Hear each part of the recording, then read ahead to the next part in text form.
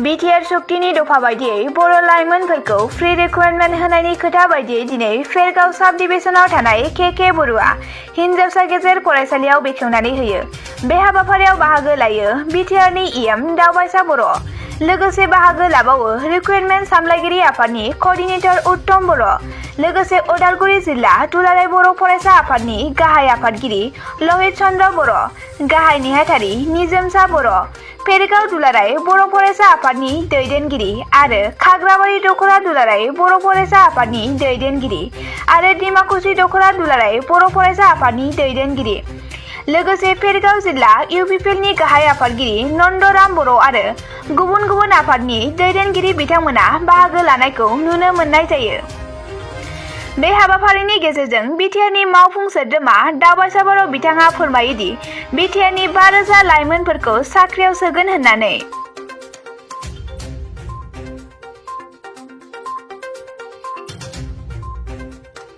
फैबाय थानाय 3 सेप्तेम्बर बेखौ आसाम सरकारा state pension day, sports pension day, state sports pension day बेखौ बोसोरै स्पर्ट्स डे हिसाबै फालियो। खिन्थु देग्लाय मोनसे उपाधि होनाय जादों। बेयाव गोबां गेलेगिरि बिथांमोनखौ साख्रि होगोन आरो जोंबो बिटिआर सरकारनिफ्राय बे 3 सेप्तेम्बरखौ बिटिआरआव थानाय गं 10 साब डिभिजनाव हाफ माराथन, आबुं माराथन होनायनि खोथाखौ जों सानाखै, हाफ माराथन होनानै बे स्पर्ट्स डेखौ फालिनाय, बे सानखौ फालिनो थाखाय जों थांखि लानाय जादों। माबायदि सुबुङा बाहागो लानो हागोन? बेयाव जोंनि जायफ्रा गेलेनायजों लोब्बा गोनां, जायफ्रा गेलेबाय थाखानाय सेंग्रा सिख्ला बिथांमोना बे हाबाफारियाव बाहागो लानो हागोन। बेनिफ्राय जोंहा बिटिसि गभर्नमेन्टनिफ्राय मोनसे सार्टिफिकेट आरो मोनसे ट्रफि थागोन आरो मोनसे एसे रां माने बान्था होनाय जागोन। नंगौ, बिटिआर सक्तिनि दफा बायदियै 5,000 लाइमोनफोरखौ जिहेतु साख्रि होनायनि बाथ्रा दङ, पारामिलिटारि फर्सेस आरो आसाम पुलिस बेवहाय।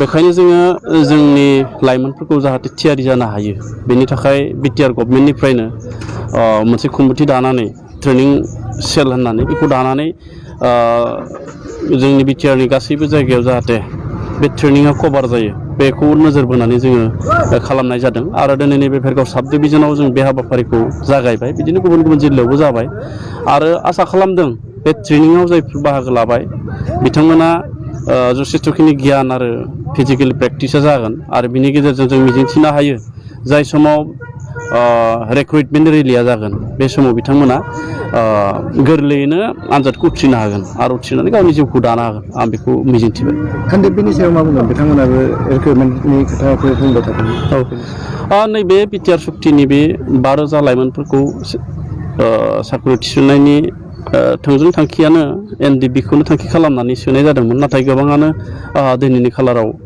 बैसोआ एसे बाबेनबाय, माखासेया पारामिलिटारि फर्सेस बा बिदि डिफेन्सआव थांनाय बैसो गैला। दा बिथांमोननि थाखाय जोंनि बिटिआर सरकारनिफ्राय स्किल डेभेलपमेन्ट खालामनानै बिथांमोनखौ गुबुन गुबुन जायखौ बिथांमोना सायख'गोन जाहाथे बिथांमोना इयुनाव संसारखौ मोजाङै दाना लानो हायो, बिनि थाखाय स्किल डेभेलपमेन्ट ट्रेनिंनि बेबस्था जों खालामनाय जादों। आरो बिनि अनगायैबो माखासे बिटिआरआव माखासे पस्ट ओंखारगोन, माखासे लांदां मासि ओंखारगोन जायफोराव बैसोआ एसे थायो, माने डिफेन्सनिख्रुइ आलादा पस्टआ एसे बैसोआ रेहाय थायो नालाय, दा बे हिसाबै बिथांमोना बे पस्टआवबो हाबनो हागोन। दा जायखिजाया जोंनि नोजोरा जाहैबाय मा, साफ्रोमबो सोमावसारनायाव बाहागो लागिरि दावहारु बिथांमोना गावनि आथिङाव गावनो दिनैनि थारिखआव गसंनानै थानो मोननांगौ आरो बेखौनो जों दिनै नोजोर होगासिनो दं। हालामाव मोनब्रैबो डिस्ट्रिक्टआव जोंनि बिटिआर एकर्डनि दफा बायदियै जोंनि बर' लाइमोनजों लोगोसे जोंनि एक्स एनडिपि केडार बिथांमोनखौ जों बोरै मोनसे डिफेन्स लाइनावहाय माबोरै थिसनलाय होनो हायो, बेनि थाखायनो जोंनि बिटिआर गभर्नमेन्टनिफ्राय गासैबो डिस्ट्रिक्टआव सेन्टार खुलिनानै जोङो मोनसे प्रि रिक्रुटमेन्ट ट्रेनिं प्रग्राम लानाय जादों। जाहाथे जि समावहाय जोंना बे रिक्रुटमेन्टनि जि मोनसे नाम्बार, मोनसे भेकेन्सि हिसाबै जि मोनसे रिक्रुटमेन्ट प्रग्राम जागोन, आरो बै समाव जोंनि लाइमोनफोरा जाहाथे जोंहा थोंजोङै बाहागो लानो हायो आरो उथ्रिसार जानो हायो। नंगौ, जोङो जेसेबां जि जोंना भेकेन्सि ओंखारगोन बा एकर्डनि दफा मथे जिखिनि मोनसे रिक्रुटमेन्ट जि मोनसे नाम्बार जागोन बे मोनसे लिमिटेड जानो हागौ। खिन्थु जोंनि हयथ' जोंनि बाहागो लागिरिफ्रा मेरला बुरजा जानो हागौ। दा बे हिसाबै जों बेनि गेजेरावनो जाहाथे बेस्ट अफ दा बेस्ट जोंनि जायफोर लाइमोनफ्रा फिजिकेलि मेन्टेलि बा जोंनि जेनेबा जि रिटेन बा अरेल बेलायावहाय जायफोरा थोंजोङै मोजाङै मोजां जेनेबा सोलोंनानै बाहागो लानानै आरो उथ्रिसार जानो हायो बेनि थाखायनो जोंनि बे ट्रेनिं प्रग्रामखौ लानाय जादों आरो बेजों लोगोसे जोंनि जाय बिथांमोन एक्स एनडिपि बिथांमोननि जि थिसननाय जागोन बे निश्चय जोंनि गभर्नमेन्ट अफ इन्डिया बा जोंनि बिटिआर गभर्नमेन्ट बा आसाम गभर्नमेन्टजों डिसकास खालामनानै मोनसे स्पेसियेल रिक्रुटमेन्ट ड्राइभ महरै जागोन खिन्थु जोंनि जि बे बर' लाइमोनफोर बा जोंनि ओनसोलनि जे लाइमोनफोर बिसोरनि थिसननाया जाहाथे बेस्ट अफ द बेस्ट जोंनि लाइमोनफ्रा प्रेक्टिसनि गेजेरजों जाहाथे सायख'नाय जानो हायो बेखौनो जों नाजानानै जोंनि बे ट्रेनिं प्रग्रामखौ जों जागायदों गोबां लाइमोनफोर जादों जे बे रिक्रुटमेन्टआ बा बे ट्रेनिंआ माने साननैसोनि थाखायल' आरो बिदि जेबो साक्सेस जानो हानाय नङा नामा जोंनि बे नंगौ बिथांमोना हयथ' साननो हागौ दि जोंनि माखासे गभर्नमेन्ट अफ इन्डियानिफ्राय जि जोंनि एसएसबि बा सिआइएसएफ बा माखासे बायदिसिना पेरामिलिटारि फर्सेसनि जिखिनि ट्रेनिं जादोंमोन बेफोरो सुंद' समनि थाखाय जादोंमोन खिन्थु बेफोरखौनो जों जि गभर्नमेन्टआ जि नुदोंदि बैजों थोजासे जायाखै दा बेखौनो मोजाङै जाफुंहोनो थाखाय जोंनि बे बिटिआर गभर्नमेन्टनिफ्राय दानाय जि प्रग्राम थानाय जि प्रग्रामा जोंहा दान मोननैनि मोनसे हाबाफारि जागोन जाहाथे बे दान मोननैयावहाय जोंनि बयबो लाइमोनफोरा जायफोर बाहागो लायो बिसोर जाहाथे मोजाङै मोजां उथ्रिसार जानो थाखाय जिखिनिखौ सोलोंनांगौ थायो बेखौ सोलोंना लानो हायो।